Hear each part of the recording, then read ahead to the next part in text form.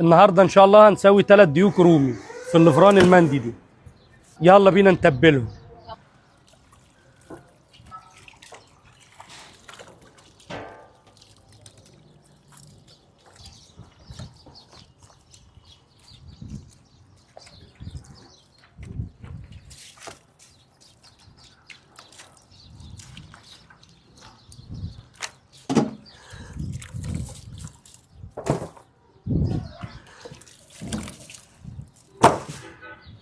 وهننزل معاهم 4 وراك رومي.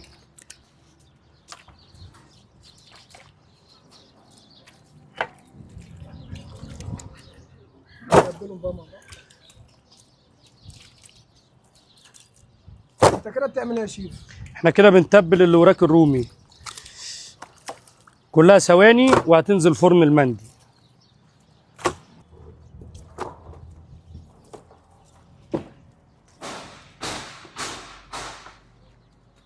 ايه اللي انت بتحطه ده يا شيف؟ ده بنربط الوراك بتاع الديوك عشان الديك ما يفتحش من بعضه. بيحافظ على الديك انه يكون زي ما هو يعني.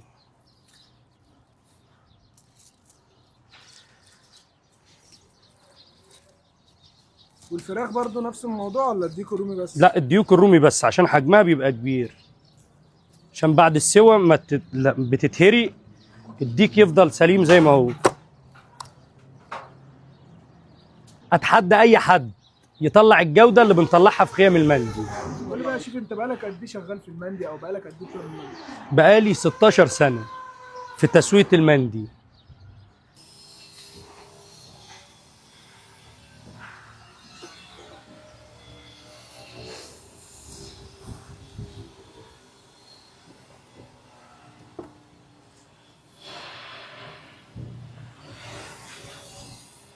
كده بقت جاهزه على التسويه بتاع المندي. يلا بينا نروح نشوف هينزل ازاي في الفرن. دلوقتي بقى كده الفرن بيجهز اهو، كلها ثواني وهننزل بالديوك واللي وراك الرومي نوريكم التسويه بتاعتها. كده احنا هننزل بالديوك اهي.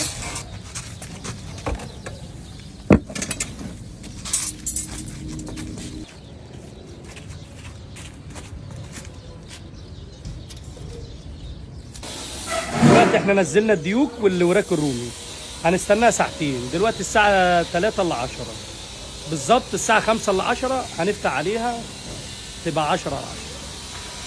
بقى بينا نفتح على الفرن.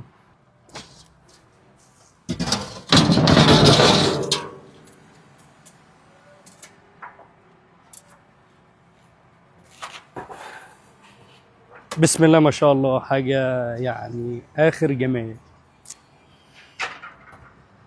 خدت فترة قد ايه ليك يا شيف؟ ساعتين بالظبط. بسم الله ما شاء الله. بص يعني حاجة